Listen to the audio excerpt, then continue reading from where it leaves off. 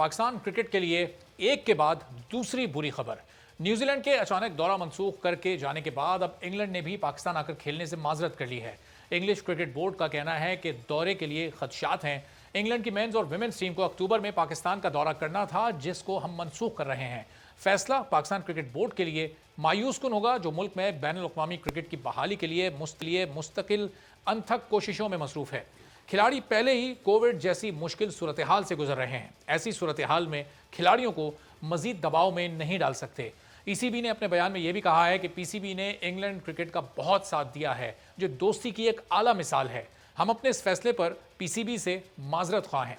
England cricket board के इस फैसले के बाद अब ये खदशात भी हैं कि 2022 में 24 साल बाद पाकिस्तान आने वाली ऑस्ट्रेलियावी टीम भी शायद पाकिस्तान ना आए।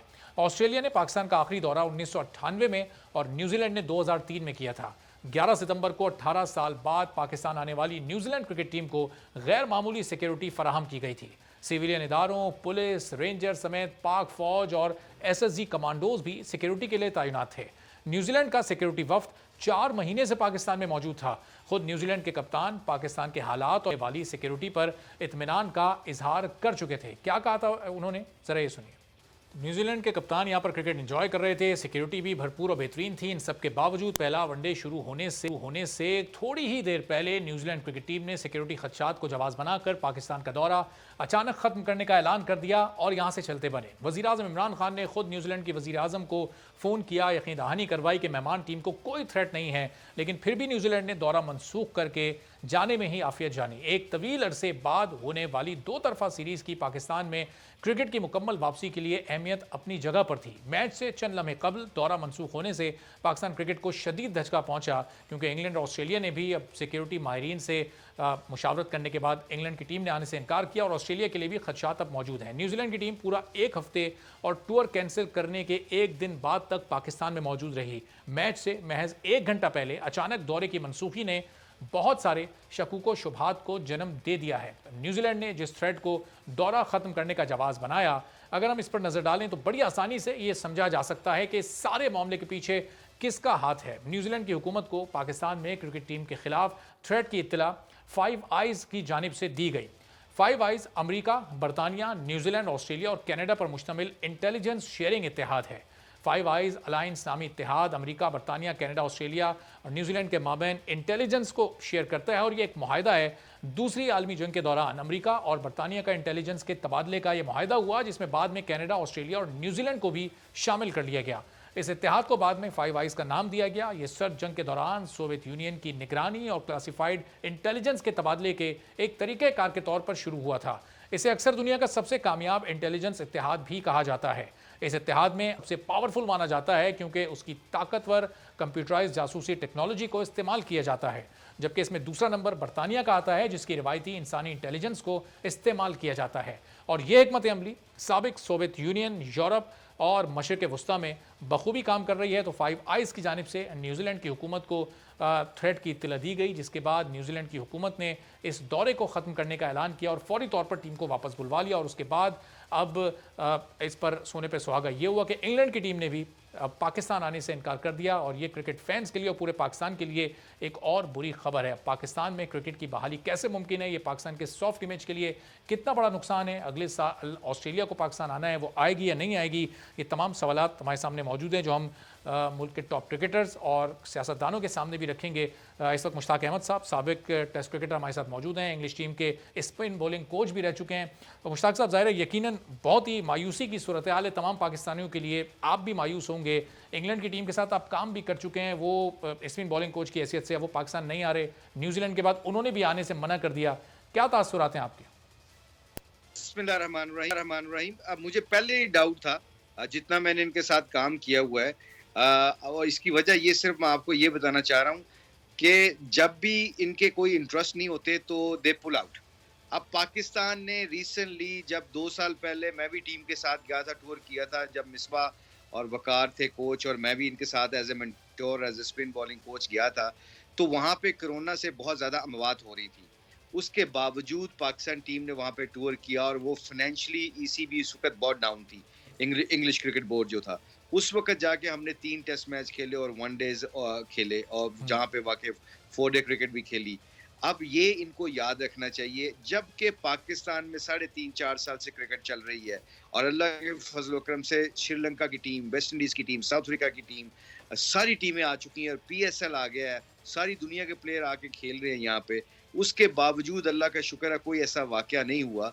अगर न्यूज़ीलैंड आके मैच वाले दिन वापस चले जाती है, तो मैं ये 3-4 दिन से आई एम वेरी हर्ट। मैं नॉर्मली ऐसी बात नहीं करता, मगर मुझे ये तकलीफ इसलिए हो रही है कि ये क्यों ऐसा इन्होंने किया, जबकि हमारी सिक्योरिटी एजेंसीज दुनिया की मानी हुई सिक्योरिटी एजेंसीज हैं और वो कह रही हैं, पाकिस्तान के प्राइम मिनिस्टर इमरान भाई ने उनको गारंटी दी है कि जी ऐसा कोई मसला नहीं, हमारी सिक्योरिटी एजेंसीज पूरा आपको सपोर्ट करेंगी। और पिछले 3.5-4 साल से हमारा रिकॉर्ड देखें कितना तगड़ा है। इसके बावजूद अगर आप ये क्रिकेट नहीं खेलते तो पाकिस्तान की रिस्पेक्ट ये करते ही नहीं है। जब हमें चाहिए होते हैं, जब हमारी जरूरत पड़ती है तो हम ये बुला लेते हैं और जब हमें इनकी जरूरत पड़ती है तो दे रन अवे। तो यहाँ से साफ पता चलता है कि we have to stand firm with them anymore now. इनके साथ अब इनके साथ फर्म होकर बात करनी अगर कोई सिक्योरिटी थ्रेट होती भी है तो अपने के लिए तो फिर जो लोकल सिक्योरिटी फोर्सेज होती हैं वो उनका काम होता है। ये वाकई कोई थ्रेट थी या इसके पीछे कहीं कोई आप पॉलिटिकल मूव या पॉलिटिकल दबाव कोई महसूस कर रहे हैं कि न्यूजीलैंड की गवर्नमेंट को या न्यूजीलैंड क्रिकेट बोर्ड को किसी ने पॉलिटिकली प्रेशराइज किया हो और पाकिस्तान को बदनाम करने के लिए ये दौरा मुलतवी कराया हो? क्या समझते हैं आप, वाकई थ्रेट थी?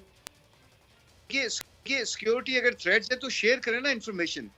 एक तरफा फैसला करके देखें, अब पाकिस्तान न्यूजीलैंड जाती है या इंग्लैंड जाती है खेलने, और खेलने जाने से जाके वहां पे जाके कहते हैं कि जी मैच से एक दिन पहले कहते हैं आपके टीवी राइट्स बिक जाते हैं, आपकी टिकटें बिक जाती हैं, आपकी स्पॉन्सरशिप बिक जाती है।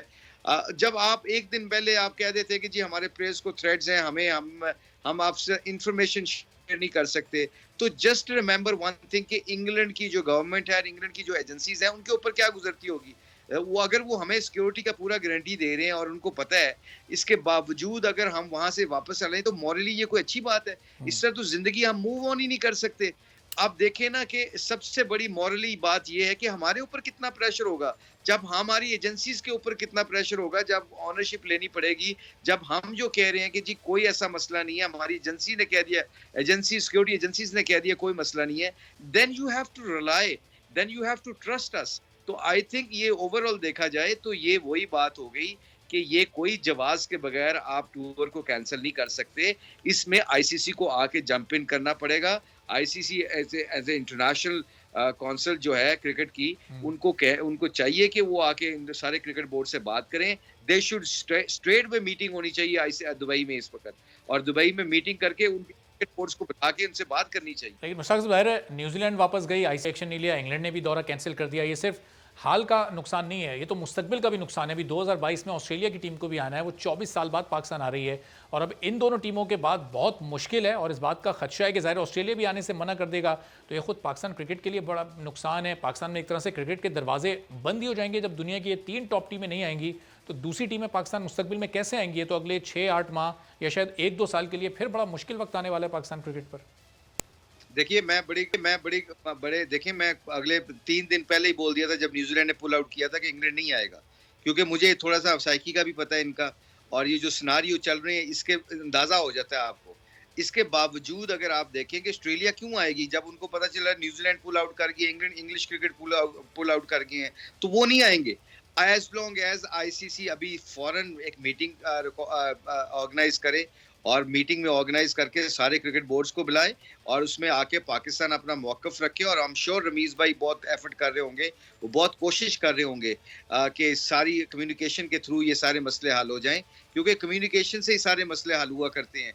अदरवाइज तो ये जो भी जवाब न्यूजीलैंड दे के गई है और अभी तक उन्होंने कोई एविडेंस शो नहीं किया या उनको पता चला है कि जी सिक्योरिटी थ्रेट्स हैं उनको, उसके बावजूद you have to rely on local sources. अगर मैं वो बार ये हर जगह पे कह रहा हूँ कि हम जब टूर कहीं के करने जाते हैं और वहां में सिक्योरिटी थ्रेट्स आ जाए, तो हमें उन लोकल गवर्नमेंट और लोकल एजेंसीज जहां पे हम टूर करने गए उनको हमें रिस्पेक्ट देगी। अगर वो हमें दे रहे हैं गारंटी, तो देखो ना हमारा भी एज ए मुसलमान, उनको शायद नहीं पता कि जिंदगी और मौत तो अल्लाह के इख्तियार। सब्सक्राइब करें और बेल दबाएं ताकि कोई खबर रह न जाए।